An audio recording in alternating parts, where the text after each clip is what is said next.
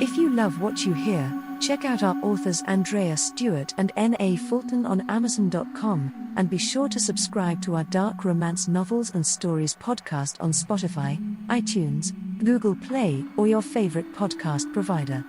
Learn more about us at audioiron.com.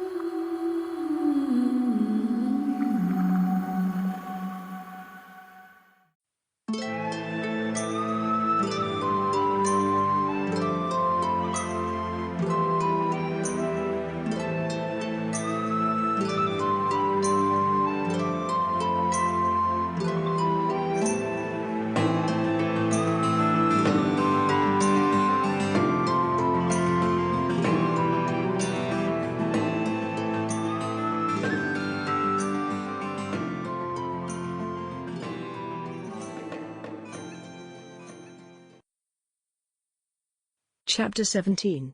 For what seemed like an eternity, Corwyn fought for her life in a nightmare where she drowned over and over again in the bowels of the albatross. The wooden walls of the ship cracked and split to crush and stab her in the belly, back, and sides. The arms of dead seamen clutched at her, dragging her deeper and deeper into the darkness. She called out for Ben, for Devon, for her parents long dead. She wondered time and again what sin had sentenced her to this watery hell. But one day she woke to find herself alone in a cool, dry, down bed, far away from the twisting movement of the sea. The room around her was golden, with plain sand-colored walls thickly plastered with warm brown clay. The floor was smooth stone covered by a rough tan rug. Balmy air poured into the room through a large open window that looked out over a jungle. From where she lay she could see out over a deep lagoon to a rolling blue vista of endless sea. The late afternoon sun painted everything red with the last heat of the day. Corwyn stared at the shadows running across the wall before her, too tired to care where she was and too grateful to be alive to worry about the future. Before an hour had passed she had fallen asleep again. When next she woke, a young Indian woman was bathing her head with a cool cloth. The woman's brown eyes were gentle and her expression deeply concerned. Mustering her resources, Corwyn managed to smile. How long had it been since she had been treated with tenderness? A lifetime it seemed. Her nurse, startled, returned the smile. Then she said something Corwyn couldn't seem to understand. The words sounded like English but somehow they meant nothing. The woman seemed to understand Corwyn's mystification. She held up a clay bowl as if asking if Corwyn were hungry. And Corwyn was surprised to find she was famished. She struggled to sit up only to find she was encased in thick linen bandages from hip to shoulder. The woman put the bowl down and carefully propped Corwyn up with pillows. Then she fed Corwyn spoonful after spoonful of the clear chicken soup. When Corwyn could eat no more, the woman put the bowl down with a satisfied smile. She helped Corwyn lie flat again and covered her with a sheet and soft blanket. Before she left the room, Corwyn was fast asleep, so it was for several days. Each day the kind woman tried to speak to Corwyn and time after time Corwyn could only smile in response. The sounds she heard simply rolled around in her head like marbles. Nor did she find herself much troubled by this strange ailment. It was enough that she was no longer being tortured and this kind woman had come to take care of her. After what might have been 3 days or a month, Corwyn woke to find a stack of leather-bound volumes beside her on the bed. Moving carefully, lest her broken body protest, she selected one of the books and held it over her head. She could just make out the word Tempest on its scuffed cover, and images of a king stranded on a magical isle flickered through her mind. While she was studying one of the pictures in the book, her nurse appeared with her tray. Buenos días, the woman said with a wide smile. She placed the tray on the floor and propped Corwyn into a seated position. As the woman took up her seat on the edge of Corwyn's bed she said, "It is a miracle. For so long you sleep I thought the angels would take you away." "Thank you for helping me," said Corwyn. The words came to her now, making sense in a miraculous way she had always taken for granted before. "I do not know how I came to be here, but I am very grateful to you." "Someday I think you will remember everything," the dark woman replied confidently.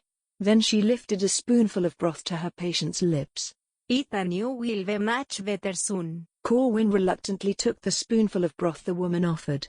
Suddenly she felt quite ill at ease being waited on so completely. "If you give me the bowl, I think I can eat by myself," she said. "Oh yes," laughed the woman. "If feed you as a child and talk to you as a woman, Giving Corwyn the bowl, she slipped to the end of the bed to watch her eat. "What is your name?" Corwyn asked as she took careful spoonfuls of soup. The woman's face lost some of its radiance. "The fathers call me Maria," she said. "Is that what you call yourself?" Corwyn asked. "You cannot say my true name even if I say it," the woman said. "It is an Indian name. Only an Indian can say it. You may call me Maria like the others." Smoothing her skirts, she changed the subject. "Will you tell me your name now?" "Corwyn Chase," Corwyn replied, still wondering how a name could make the woman sad. "You must think me quite lazy. You have been caring for me for so long and here you find me reading." "No, you toxic," said the older woman. "The captain tell me," she said, gesturing at the door, "that you very hard but very brave. It won't help you. Good people must help each other. Is this not so?" "I am very grateful. I hope I can find a way to help you someday," said Corwyn, wondering who Maria was referring to. It must be Devon, but she couldn't recall seeing him after he shot two Joels. "Or be kind to another. So the next one, and the next one, and the next one. But now we spend more time at my home. My man tired of his own food. I ask why my daughter and her brothers cannot care for you. And it is good they learn." The woman smiled again. "But, when you visit me." "I will," said Corwyn with a smile. She was surprised to find tears in her eyes. She must be very weak indeed if such a simple thing could make her cry. A whole family of good people. Was there really such a thing in this world? "I can see you are very tired," said the woman. "Sleep so you can be strong again." She took the bowl from Corwyn's hands and helped her to lie flat. In another minute she was gone and Corwyn had slipped into an exhausted sleep. Prospero and Ariel haunted her wild dreams, when a young native girl, perhaps no more than 13, came to bring her a tray the next afternoon. Corwyn asked that a bath be brought as well. The girl declined at first, but Corwyn was firm. She could not remember the last time she had had a bath, and she felt sure her bones would ache less after a long soak in warm water. The girl left after a short while and Corwyn had little hope her request would be honored. She had no way at all to force the issue, but, not long later, a pair of boys not much older than the girl rolled a large wooden tub into her room then returned to fill it with several buckets of steaming water. The worried young lady followed after with soap, a nightgown, and a yard of linen to use as a towel. She left a moment later, obviously uncertain that she had done the right thing. Corwyn struggled into a sitting position on the side of the bed and carefully unwrapped the ribbons of bandage that went about her body. Her chest groaned at the sudden loss of support. With the help of the bedside table and a nearby chair, she managed to make her way to the tub. Once in the water she saw deep black bruises that flowered across her body. How on earth had she survived 2 Joel's beating? As the water cooled, she began the laborious process of washing her hair. It was very difficult. Moving her arms over her head made her ribs hurt and her back ache. Perhaps this had been a mistake after all. "You are a fool," said Black. He had entered her room unannounced to find her sitting in a now cold tub with sudsy hair. "Get out," said Corwyn, even as her heart leapt at the sight of him. He was sun-browned, barefoot, and his white linen shirt was open at the front. He looked every inch the daring pirate. "Surely even a dog can expect privacy in its kennel," she managed to say with some dignity. Black contemplated the discoloration of her flesh through the clear water, then picked up one of the buckets on the floor, scooped up some water and dumped it on her head. When she reached out for a towel he handed her the linen the girl had brought more than an hour before. As Corwyn dried her eyes he said, "Well, you are one dog I have taped together with my own hands. I rescued you from that hellhole and it took every trick I knew and some I had to come up with on the spot to save your life. I reserve the right to keep you alive even against your better notions, my lady." "Please leave me alone," said Corwyn. Shivering, she was now well and truly exhausted. She covered her face with wet hands, determined not to cry. "Stand up. Let's get you back in bed," said Black in a slightly softer voice. When she did not comply, he lifted her from the water, moved her to the bed, and arranged her limbs to make her lie flat upon the smooth sheets. Her body seemed to sigh in relief at not having to hold itself up. His hands carefully explored the black and magenta blooms that flowered across her. He seemed unaware of Corwyn's discomfort and embarrassment as he prodded here and there, stopping only when she cried out. "Well, it's a pity that Joel's is already dead," he said as if speaking to himself. I'd like to go back and kill him again so I can make it take longer and hurt more. He looked down into her eyes. Listen, I am going to bandage you up again. If you remove these bandages in under a fortnight, I shall have to return to reapply them because you have fractured ribs. Do you understand? If they move too much they will stab your lungs again and the bleeding will return. So please leave the bandages on and stay in bed until you are properly healed. Corwyn looked away from the warmth of his gaze but surrendered a nod to his request. He helped her ease into a seated position and swiftly rewrapped her in the white bandages she had removed to bathe, then he helped her lie down again. He covered her shivering body and gave her a book to read. Because you are such an enterprising young woman, I will tell you that you are on an island that is all of 2 miles across. Myself and my men are the only ones on it. There is exactly one ship here. Mine. There is nowhere to run to and nowhere to hide on this little sandy spot in the middle of the sea. So please, for the love of God, stay in bed. Without waiting for her assent, he left. A few minutes later the boys returned. They tipped the tub out the window to dump the water, then rolled it out of the room. She heard it thumping down a flight of stairs a moment later. Corwyn obeyed Black's orders because she didn't want to see him again and because his words about her ribs rang true. She had seen a man on her estates in England die from being kicked in the side by a horse. He had drowned in his own blood. She was in no condition to seek escape, and if what Black said was true, there was literally nowhere on this island to go, so she occupied her days with the books, consuming them slowly, savoring the words, because she had nothing else to do. Her appetite grew, her strength ebbed back little by little, and time had no meaning. She made no attempt to count the days because she had nothing to look forward to and nothing worse to fear than what had already been done to her. When movement at last did become less painful, she took to sitting on the floor near the window, staring out at the jungle several stories below and watching the lagoon where gulls chased each other and waves broke one after the other in an endless parade. One morning when Corwyn found herself sitting up quite without pain, she made a careful assessment of her status. Though the ribs were still tender, she could move and stretch with no ill result. Surrendering to impulse, she removed her bandages to find the bruises had mellowed to pale yellow and brown. Having explored her room an infinite number of times during her confinement, she knew there were clothes in a small chest under her bed. Inside there were 3 identical white dresses made of some soft cloth that felt warmer than silk. She had no crinolines, no corsets, no laces. Just these long shifts that fell from her neck to her ankles. She pulled one on then opened the door to her room. She found herself on the stone landing at the top of a long flight of stone stairs. On either side of her were doors that led to other rooms. Barefoot, she made her way slowly down the steps. On the first floor she found there was what looked like a barracks or a dining hall filled with tables, chairs, and bunks. The door to the structure was open and she stepped through it. A well-worn path led down to where she could see Devon's ship bobbing in the water with the crew hard at work on her. Turning her eyes away from the ship, she found a path that led around the edge of the building. When she followed it, she found herself looking up at the window she frequently sat in to read. She followed the little trail through a canopy of trees to the edge of a rocky cliff. 100 feet below, sunlight sparkled on a lagoon dominated by a large flat rock that baked in the tropical sun. From where she stood she could see a steep path that led to the water below. Though her healing body was sure to protest the descent, she set off to make her way down. At the bottom of the cliff the fine white sand of the narrow beach was so white it hurt her eyes and burned her feet. She walked to the lapping waves of the sea and found it as warm as bath water. In moments she had stripped off her gown and slipped beneath the waves. Corwyn took hours to discover the secrets of her new haven. The walls around the bay offered tiny crabs, strange new fish, and hundreds of nests. The flat plain of the boulder held the heat of the day so it was comfortably warm to the touch. She found herself thinking of the girl she had been before she left London. She had lived swaddled in layers of clothing supposedly in an effort to protect her virtue.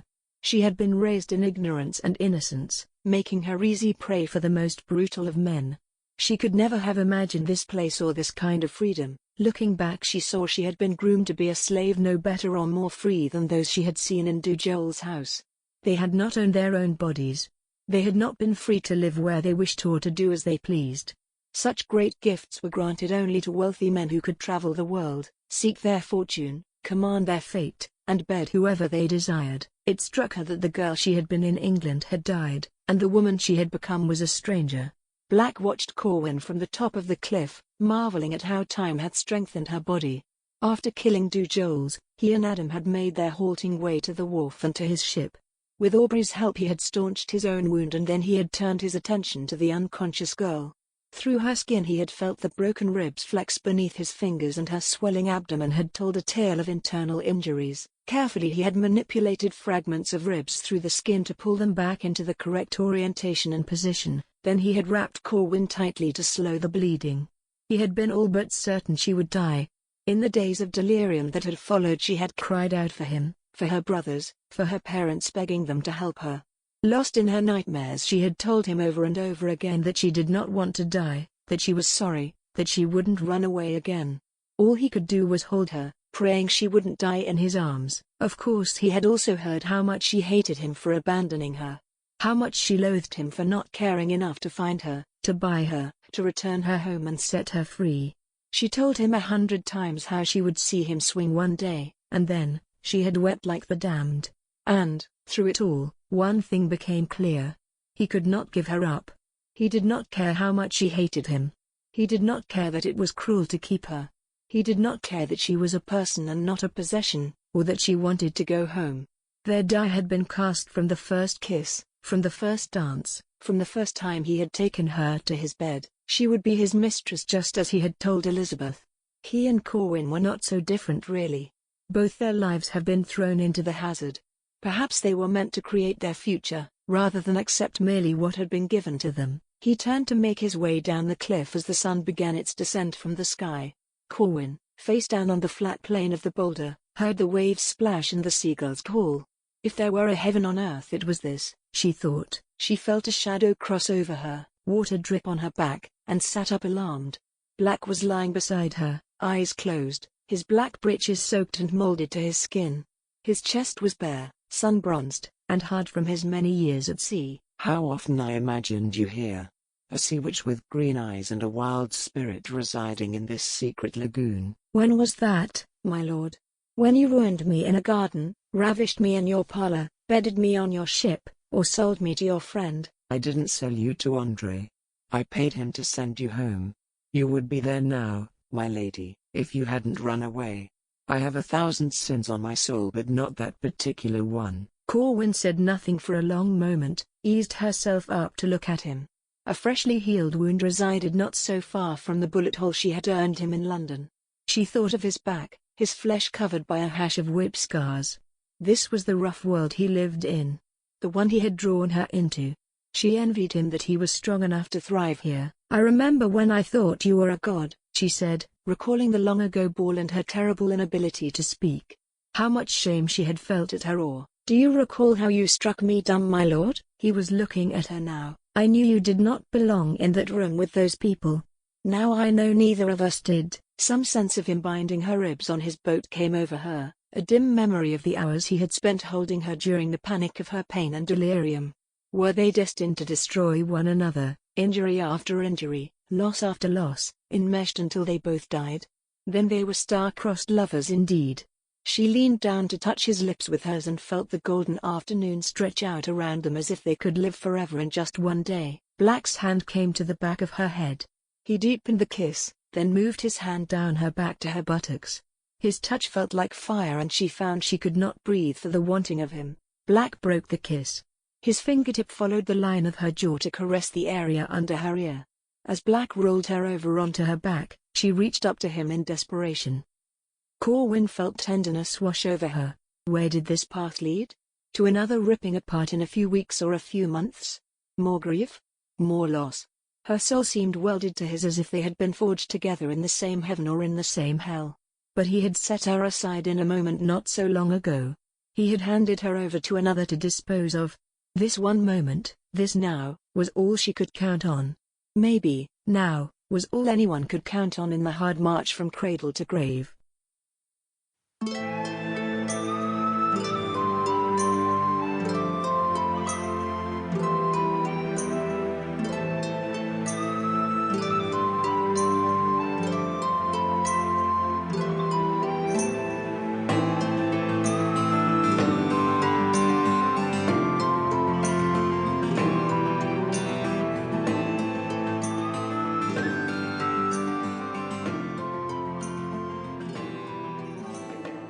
Pirate's Desire by Andreya Stuart.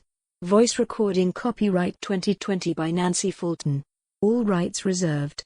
Music by Alexander Schweif licensed from Pond 5.